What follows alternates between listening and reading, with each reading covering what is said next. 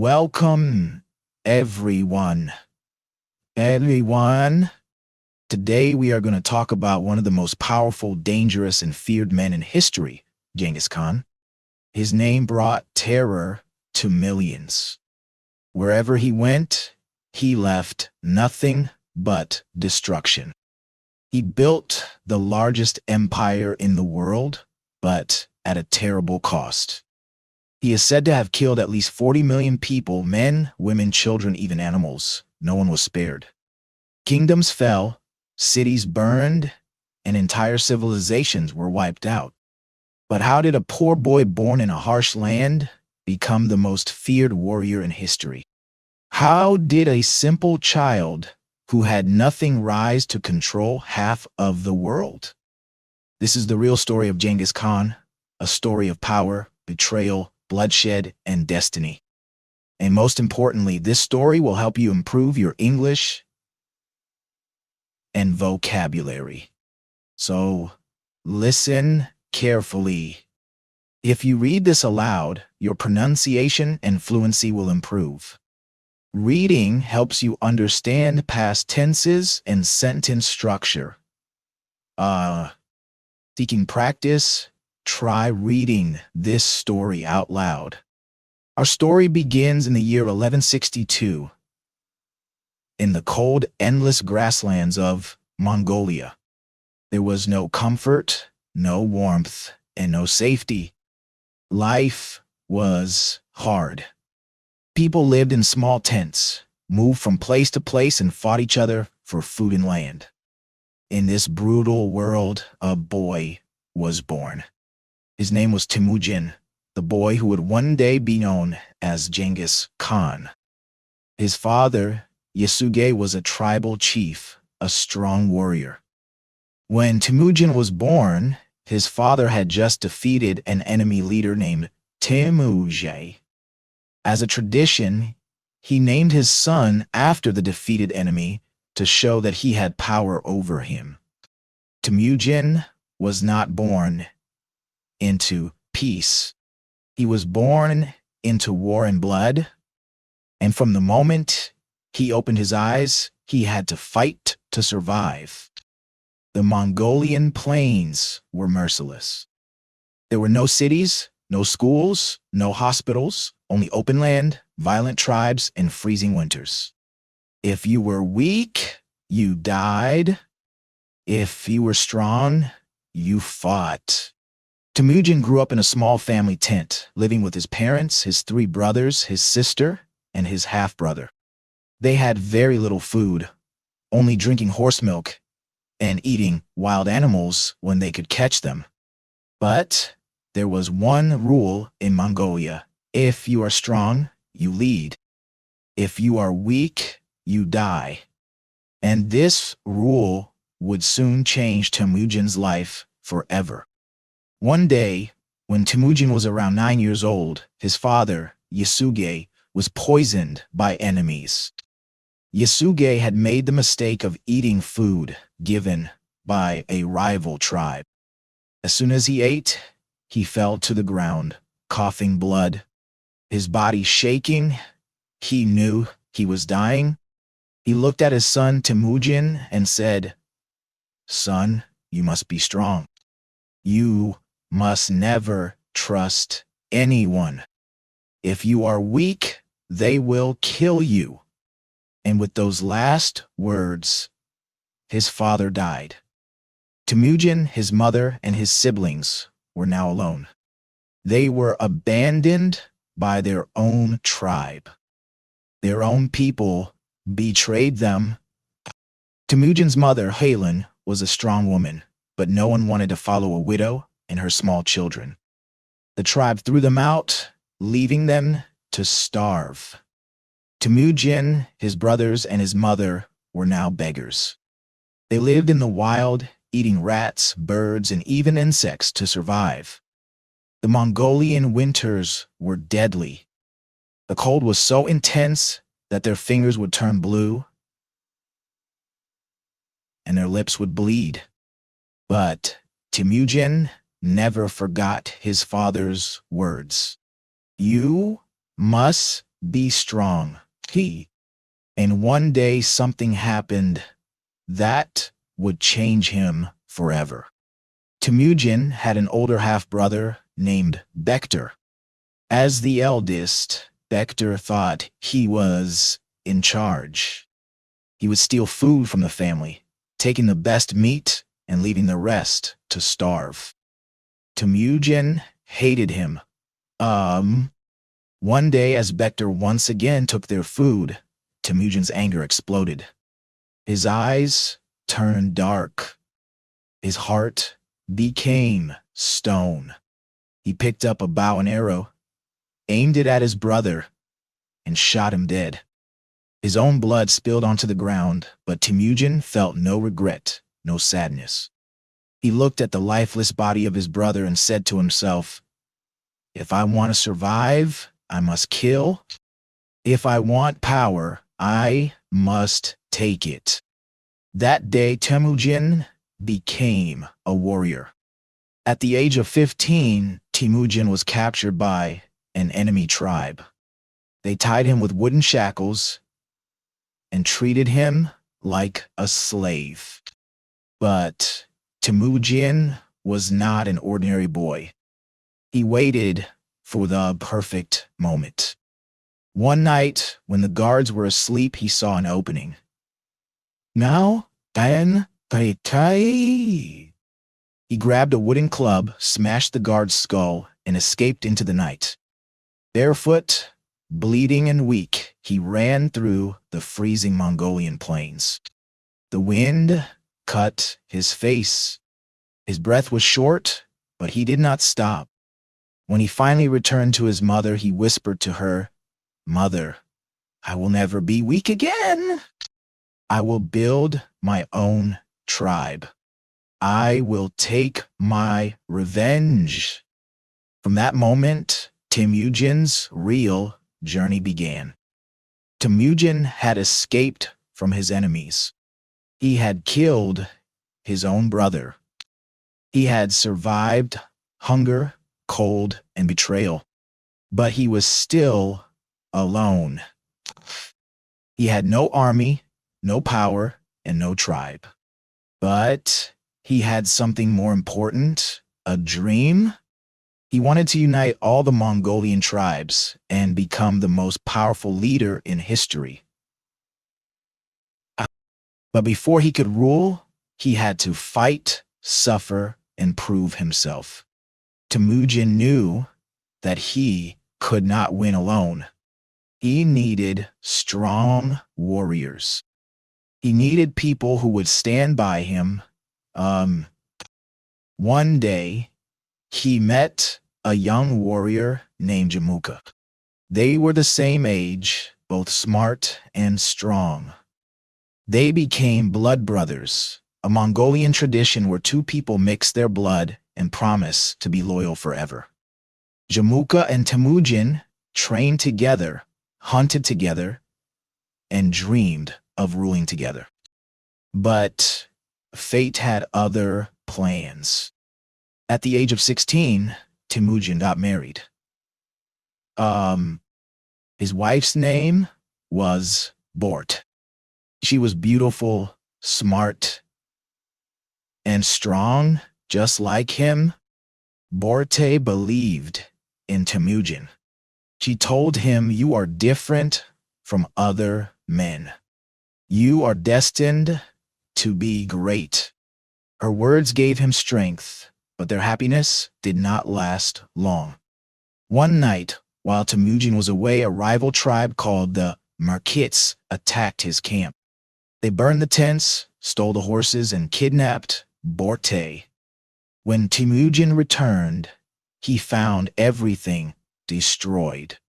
His wife was gone. He fell to his knees and clenched his fists. His heart burned with rage. "I will find you, Borte," he whispered, "and I will destroy those who took you." Temujin needed help. He went to his old friend Jamuka and another powerful leader, Togrul Khan. "Fight with me," Temujin said. Help me save my wife. They agreed. With an army of 20,000 warriors, they rode across the Mongolian plains. They found the Merkits and attacked. The battle was brutal. Arrows flew through the sky. Swords clashed, and men screamed. Temujin fought like a wild beast, cutting down anyone in his path. The Merkits were defeated. Temujin killed their leader and took back Borte. When he saw her, his heart softened. She ran into his arms and whispered, "I knew you would come." But Borte had a secret. She was pregnant. Temujin did not know if the child was his or the Merkit leaders, but he accepted the baby as his own. His family was together again, but this war was only the beginning. Temujin and Jamuka had been like brothers, but as Temujin became stronger, Jamuka became jealous. Temujin believed in loyalty and discipline. He treated all his soldiers equally, but Jamuka believed in the old ways where only nobles had power. Soon their friendship broke. Mongolia divided into two sides. Temujin's army, those who wanted change; Jamuka's army, those who wanted the old ways. The two former brothers now became enemies. In 1186, the two armies met. And Temujin had 20,000 warriors. Jamuka had 30,000. The battle was bloody. Temujin fought like a demon. His soldiers were loyal and disciplined. They moved like a single force, attacking fast, using strategy. For a moment, it seemed like Temujin would win, but suddenly Jamuka tricked him. He sent thousands of warriors to attack from behind. Temujin's army was trapped. They lost. Temujin escaped, but 10,000 of his men were captured. Jamuka did something horrific. He tortured them. He boiled his enemies alive, broke their bones, and beheaded them. This was a mistake. The Mongolian people saw Jamuka's cruelty and began to fear him. Many left his side and secretly joined Temujin. Temujin learned from his defeat. He swore, "I will never lose again." And this time, he would return stronger. Temujin changed the way Mongolian warriors fought. Loyalty over blood. Men come into. Before, only nobles could be generals. Temujin changed this. He said, "It does not matter who your father is. If you are strong and loyal, you will lead." This made common warriors love him. Discipline and unity. Signed, Mongols used to fight in small groups. Temujin changed that. He organized his army in units of 10, 100, and 10,000. They fought as one, 3, speed, and fear. Instead of fighting face to face, Temujin trained his men to use fast attacks, trickery, and terror. He turned his warriors into an unstoppable force, like a pack of wolves. And soon, he would use them to take revenge. Years later, Temujin returned. This time, he had an unstoppable army. Jamuka's army was not loyal. Many of them betrayed him and joined Temujin. Jamuka had no escape. His own men captured him and brought him to Temujin. Everyone expected Temujin to torture him, just as Jamuka had tortured his men. But Temujin did something shocking. He looked at Jamuka and said, "You were once my brother.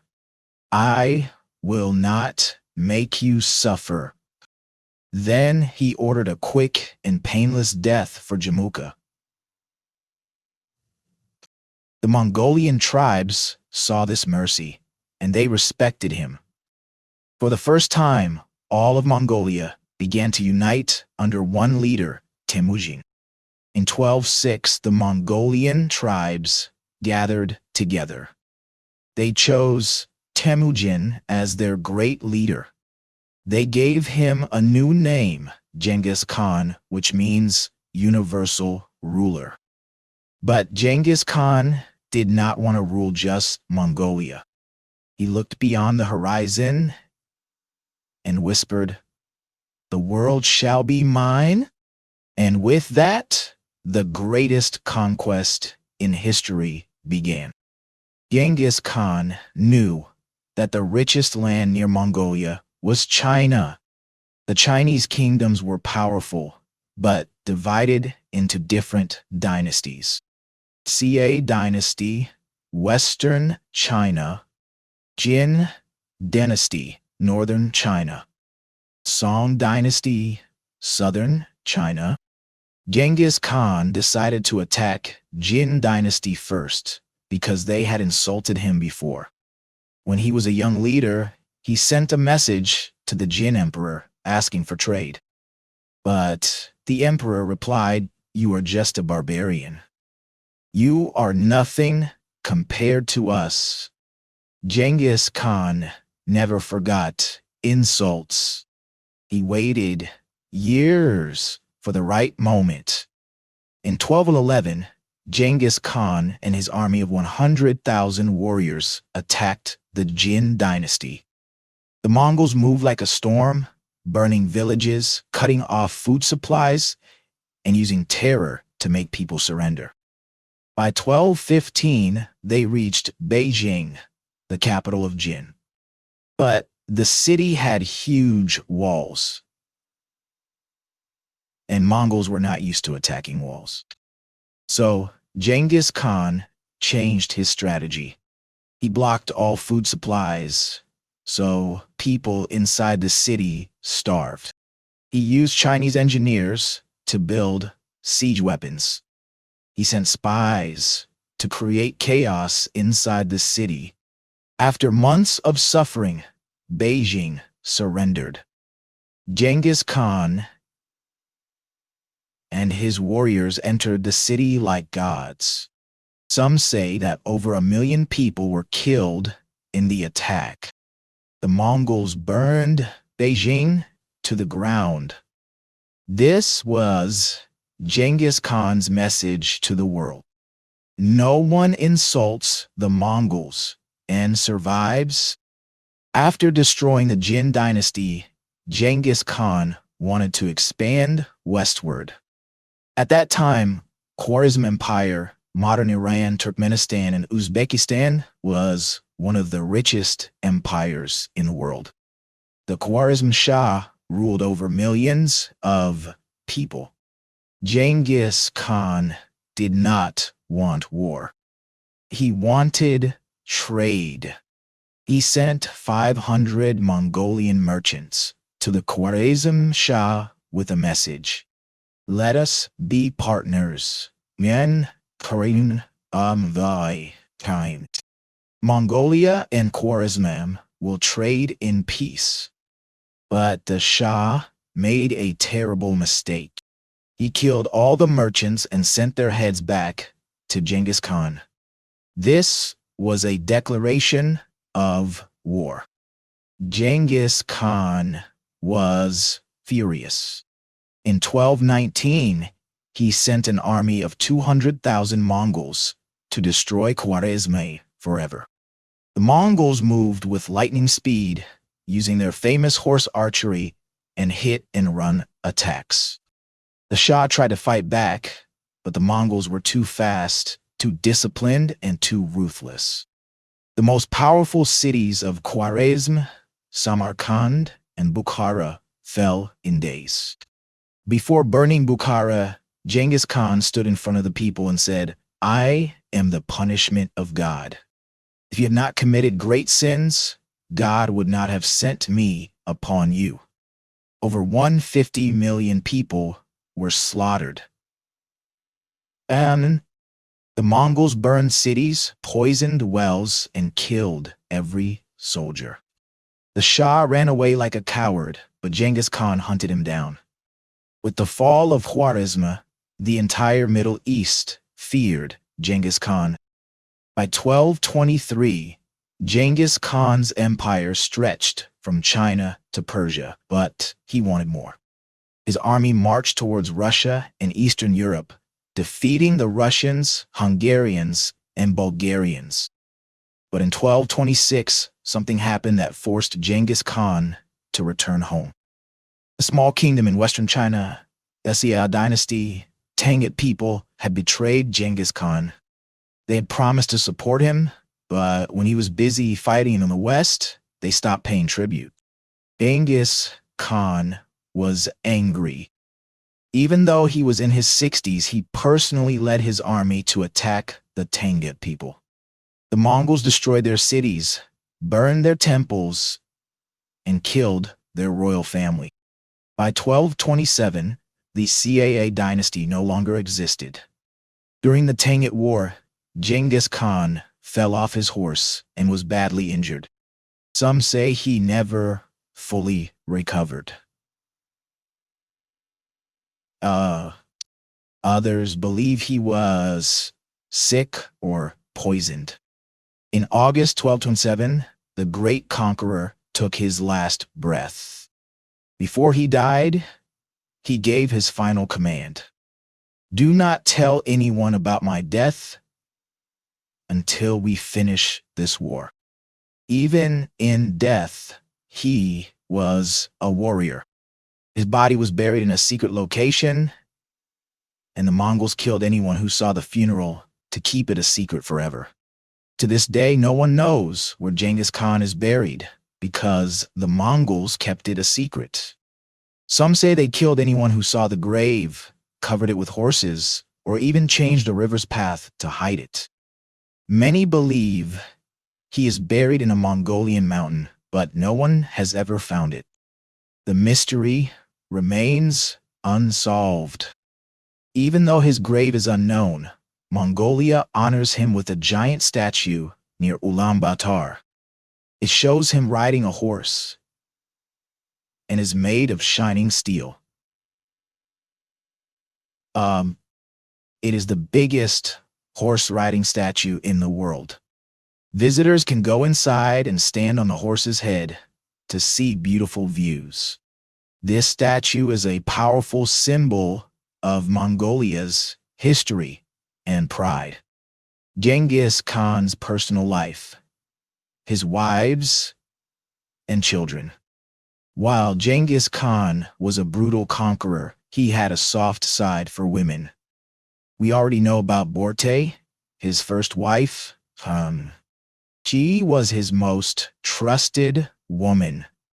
Even though she was kidnapped by the Merkits, Genghis Khan loved her deeply. She gave birth to 4 sons, Yoki, Chagatai, Ogedei, Tului. Even though Genghis Khan accepted Yoki as his son, some Mongols believed he was not the real father because Borte was kidnapped by the Merkits. This created problems in the family, multiple wives from different lands. Genghis Khan believed that marrying women from different tribes would help him create alliances. Every time he conquered a new land, he selected beautiful, and intelligent women to be his wives or concubines. Some of his most famous wives were Yesujin and Yesui, sisters from the Tatar tribe. Kulan, a beautiful woman from the Merkit tribe. Shaka, a Chinese princess. Urbesu, a Persian noblewoman. Genghis Khan had over 500 wives and concubines. It is said that millions of people today are his direct descendants. But no matter how many wives he had, Borte remained his most powerful queen. We often hear about his sons, but very few people know that Genghis Khan's daughters played a huge role in his empire. Genghis Khan had many daughters, but he was not just a loving father. He was also a brilliant strategist. Instead of treating his daughters like ordinary women, he used them as rulers. How did he use his daughters? Whenever Genghis Khan defeated a powerful tribe or kingdom, he did not kill their royal family immediately. Instead, he would say to their ruler, "You can keep your kingdom, but you must marry your daughter to me or my sons." This way, he made sure that his family controlled everything. But here is the genius part. If a king gave his daughter to Genghis Khan, he would allow him to live as a puppet ruler. However, once the daughter became his wife, he sent her back to rule the kingdom in his name. And Genghis Khan always made sure the husband, the king, was sent to fight in war, where he would eventually die. This meant that the kingdom was ruled by Genghis Khan's daughter. The kingdom became a part of Mongol Empire. No enemy kings were left to rebel against him. Famous daughters of Genghis Khan. 1. Alakai Beki. She ruled the Tangut people after Genghis Khan's conquest. She was loved by the people and even introduced new laws to help women. 2. Tarajian Khatun. She was one of the most powerful women in Mongol history. After Genghis Khan's death, she controlled the empire while his son Ogday was ruling. 3. Alaltan Mei. She was married to the ruler of the Uyghur people and later controlled the region under Mongol rule.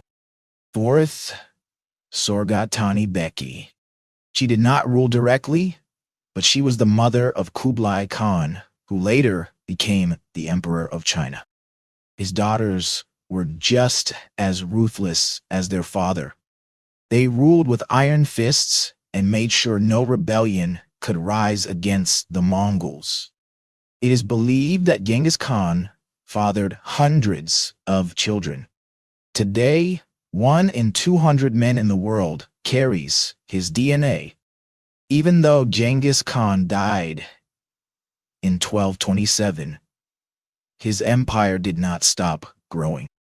Under his sons and grandsons, the Mongols conquered more land than ever before.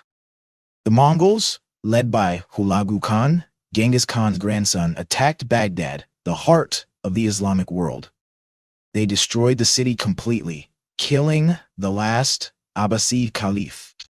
This was the end of the Islamic Golden Age. The Mongols, led by Batu Khan, attacked Russia, Poland, and Hungary. In 1241, they won the Battle of Legnica, defeating a combined European army. The Mongols were ready to invade Germany and France, but suddenly, Ogday Khan died, and they had to return to Mongolia. In 1271, Genghis Khan's grandson, Kublai Khan, became the Emperor of China. He created the Yuan dynasty, the first foreign dynasty to rule all of China. He moved the capital to Beijing and ruled in a more civilized manner. Even though Genghis Khan was a ruthless conqueror, he also changed the world forever. 1. The largest empire in history. His empire stretched from China to Europe, covering 22% of the world's land. No one before or after him has ever ruled such a large territory. 2. The Silk Road and global trade. He reopened the Silk Road, making trade between China, the Middle East, and Europe easier. Because of Mongol rule, Marco Polo and other Europeans could travel to China. 3. Religious tolerance. Genghis Khan allowed all religions to exist. He protected Buddhists, Muslims, and Christians in his empire. Unlike other rulers, he did not force people to change their beliefs. 4th, a new system of laws. He created the Yasa Code, which was a strict law system. His laws were fair but brutal, ensuring order in his massive empire. Genghis Khan started as a poor boy with nothing. He was betrayed, starved, and hunted. But he never gave up. He fought back, united the Mongols, and built the greatest empire in history. His empire changed the world forever. And even today, millions of people are his descendants. Genghis Khan's story teaches us never give up, no matter how hard life gets. Think smart and use everything to your advantage. True power is not in strength alone, but in strategy and vision.